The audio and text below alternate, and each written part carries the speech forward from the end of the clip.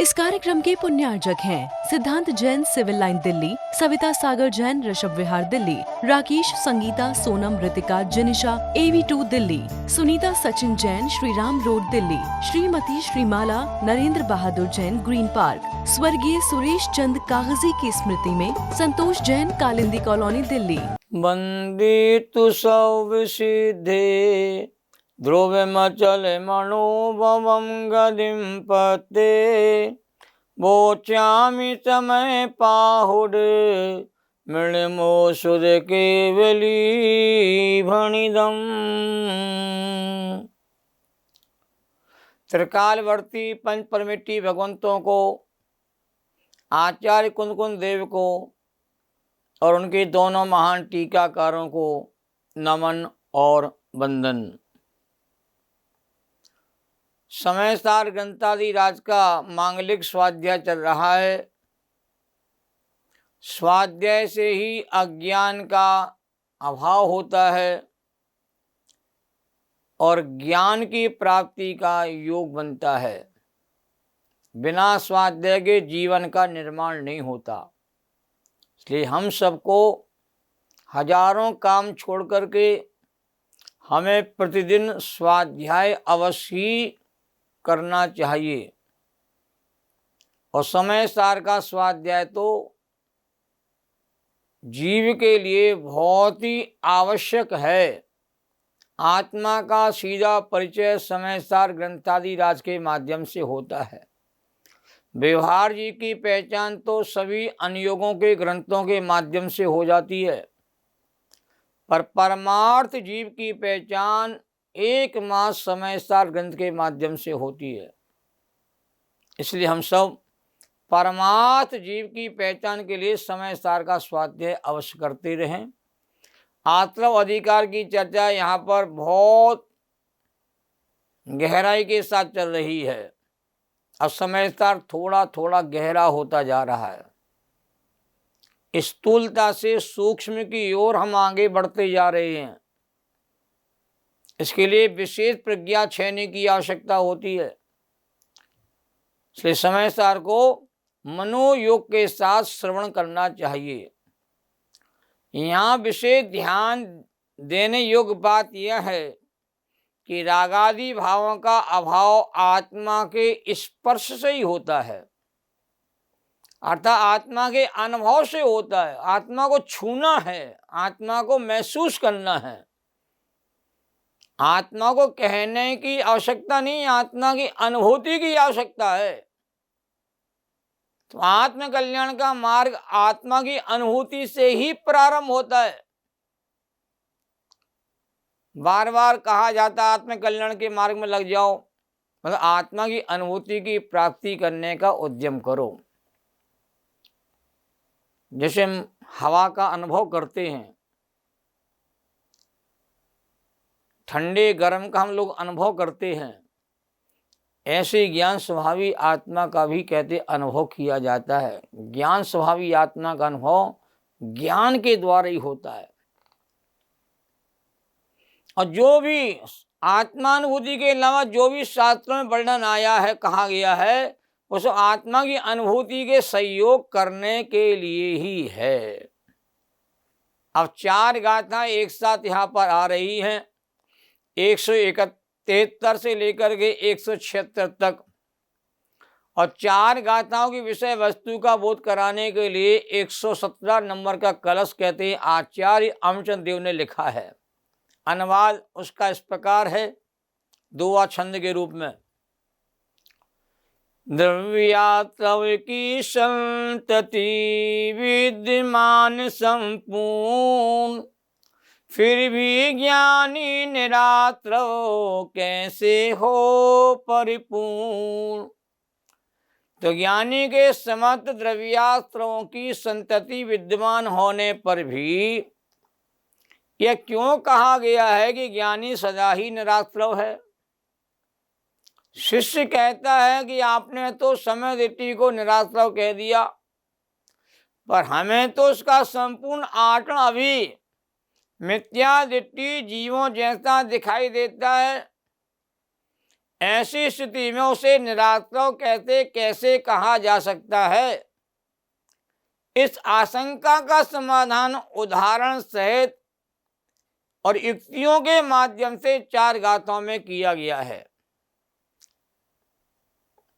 आचार्य कुंद देव की मूल गाथा देखिए 173 नंबर।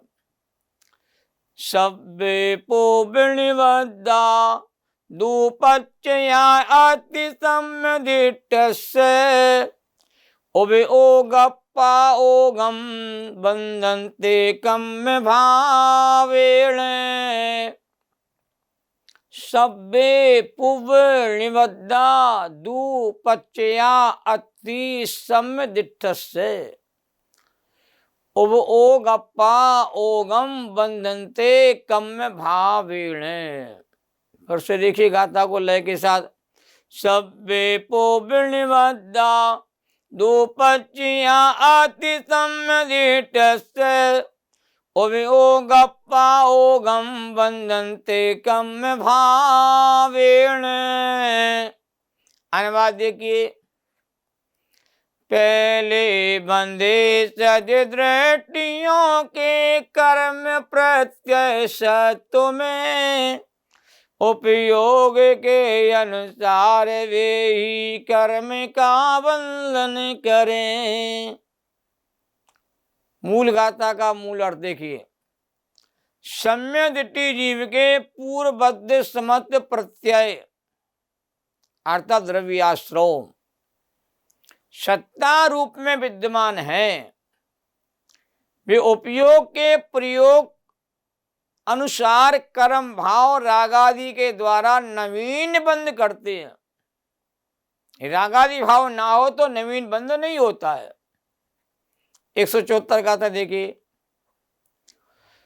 हो दूण निरुव भोज्या तय बंधलि जय अवंति उभ भोज्या सत्तटन बिया भूदा नाना वर्णादि भावे। हो दूण निर्भोज्या तय बंदली जय हवंती उपभोज्या सत्तटन बिहा भूदा नाना वर्णादि भावेहिम। हो दूण निर्भोज्या तय बंधलि जय अवंति उपभोज्या सत्तटन बिया भूदा नाना वर्णादि भावेहिम। अनुवाद देखिए। अनभोग हो उपभोग हो वे सभी प्रत्यय जिस तरह ज्ञानावरण आदि वस्तुविद कर्म बांधे उस तरह। मूल गाथा का मूल अर्थ।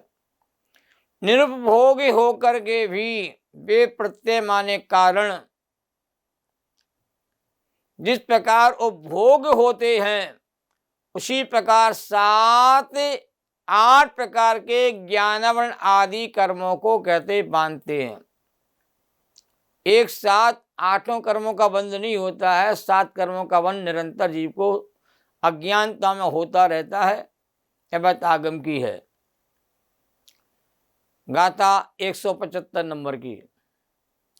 संतादुर्निर्भोज्या बाला इति जय पुरुषस्य बंधनिते उपभोज्ये तरुणी इति जय नरस्य। संतादु निरुभोज्या बाला इति जय पुरुषस्य बंधनिते उपभोज्ये तरुणी इति जय नरस्य। संतादुर्निर्भोज्या बाला इति जय पुरुषस्य बंधनिते उपभोज्ये तरुणी इति जय नरस्य। इसके बाद 176 में गाथा। दोनों गाथाओं का विषय एक साथ जुड़ा हुआ है, इसलिए दोनों गाथाओं को एक साथ यहाँ पर पाठ किया जा रहा है। एदेन कारणेन दो सम्मादिट्टिय वंदिगो भणिदो आतो भावा भावे न पच्चिया बंदिगा भणिदा ए देन कारणेन दू सम्मादिट्टी अवंदिगो भणिदो। आतो भावा भावे न पच्चिया बंदिगा भणिदा ए देन कारणेन दो सम्मादिट्टी अवंदिगो भणिदो। आतो भावा भावे न पच्चिया बंदिगा भणिदा। इन दोनों गाथाओं का अनुवाद देखिए। पहले 175 नंबर गाथा का। बाल वनिता की तरह वे सत्व में अनभोग हैं, पर तरुण वनिता की तरह ओ भोग हो कर बांधते। अनुवाद 176 गाथा का। बस इसीलिए सज दृष्टियों को अवंधक जिनने कहा, क्योंकि यात्रा भाव बिन प्रत्यय निबंधन कर सके। दो गाथाओं का एक साथ अर्थ देखिए कि जिस प्रकार जगत में बाल स्त्री पुरुष के लिए निरुपभोग है और तरुणी युवती पुरुष को बांध लेती है, उसी प्रकार सत्ता में पड़े हुए वे कर्म निर्भोग हैं और उपभोग होने पर, उदय में आने पर बंधन को करते हैं। इस कारण से सम्यदिट्टी ज्ञानी को अबंधक कहा है, क्योंकि आश्रय भाव के अभाव में प्रत्ययों को बंधक नहीं कहा है। अब ये बहुत महत्वपूर्ण गाथाएं हैं। इन गाथाओं के भाव को समझना जरूरी है। इन गाथाओं का भाव टीका में इस प्रकार कहा है, जिस प्रकार तत्काल की विवाहित बाल स्त्री अनुभोग है, भोगने योग्य नहीं होती है, किंतु वही बाल स्त्री यथा समय यौवन अवस्था को प्राप्त होने पर उपभोग हो जाती है, भोगने योग्य हो जाती है, और वह उपती पुरुष के राग भाव के कारण ही पुरुष को बंधन में डालती है, वश में करती है। देखो, आचार्यों को ये बाल स्त्री और युवा स्त्री के उदाहरण देने की आवश्यकता क्यों पड़ी? इसके बिना यह विषय कहते हैं समझ में आना संभव नहीं था। आचार्य में कोई राग भाव नहीं है, परंतु राग की पूर्ति किस अवस्था में होती है ये तो ज्ञान आचार्यों को है ना। तो उसी प्रकार पुद्गल कर्म रूप दृढ़ प्रत्यय पूर्व में सत्ता अवस्था में होने पर भी अनुभोग थे, किंतु जब विपाक अवस्था के में उदय आने पर, विपाक अवस्था में उदय आने पर उपभोग के योग होते हैं। तो उपयोग के प्रयोग अनुसार, अतः जिस रूप में उपभोग हो तद अनुसार कर्मोदय के कार्य रूप जीव भाव के सद्भाव के कारण बंधन को प्राप्त होते हैं। श्री यदि ज्ञानी के पूर्वबद्ध दृढ़ प्रत्यय विद्यमान है तो भले रहें, पहले के बंधे हुए कर्म यदि बैठे हुए हैं तो बैठे रहें, तथापि वह ज्ञानी निराश्रय ही है, क्योंकि कर्मोदय का कार्य जो राग देश मोहरूप आश्रय भाव है उसके अभाव में दृढ़ प्रत्यय बंध के कारण नहीं। अब ये बहुत महत्वपूर्ण बात है। रागादि भाव का अभाव है और दृढ़ प्रत्यय के लिए बैठे हुए हैं तो वो जीव के लिए बंध के कारण नहीं होते। दृढ़ प्रत्यय में डायरेक्ट रूप में कर्म बंधन कराने की सामर्थ्य नहीं है। जब दृढ़ प्रत्यय के साथ कहते हैं भावात्रव का जोड़ मिलता है, भावात्रव के परिणाम होते हैं, तब जीव को बंध की प्रक्रिया से बंधना पड़ता है। तात्पर्य यह है कि स्वयं के द्वारा पूर्व में बांधे गए और जो अभी सत्ता में विद्यमान है वे कर्म जीव के द्वारा अभी बालिका स्त्री के समान कहते भोगने योग्य नहीं है। जैसे बालिका कहते भोगने योग्य नहीं होती है, प्यार करने वात्सल्य के योग होती है, लाड़ प्यार किया जाता है, उसको भोगा नहीं जाता है। किंतु जब उनका उदय काल आएगा तभी युवा स्त्री की भांति भोगने योग्य होते हैं। जब कर्म बंधा हुआ है तो वह दुख नहीं देता, बांधता नहीं। जब उदय में आता कर्म, जब वो बंधन के योग होता है। यदि पुरुष के हृदय में राग भाव ना हो तो, ये बहुत अच्छी बात कह रहे हैं यहाँ पर, समझने योग्य है। यदि पुरुष के हृदय में राग भाव ना हो तो वह जवान स्त्री भी उसे कहते बांध नहीं सकती है। ये दो उदाहरण हमारे सामने आते हैं। शेष सुदर्शन का उदाहरण आता है कि रानी ने शेष सुदर्शन को लुभाने के हजारों लाखों प्रयास किए, पर शेष सुदर्शन शील व्रत के धारी थे, शील शिरोमणि थे, और रानी के झांसे में रंच मात्र भी नहीं आए और अपने शील को भंग नहीं किया। विजय सेठ और विजया सेठानी का नाम भी सबने सुना होगा।